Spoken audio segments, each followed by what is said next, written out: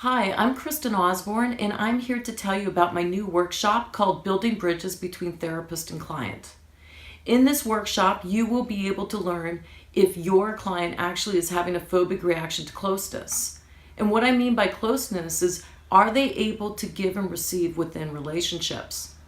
So if you come to this workshop, I will teach you how to identify if there is a problem with closeness, and even more importantly, how to intervene so that your client can actually be able to experience closeness not only in the therapeutic relationship, but in their life, with their families, their friends, and at work.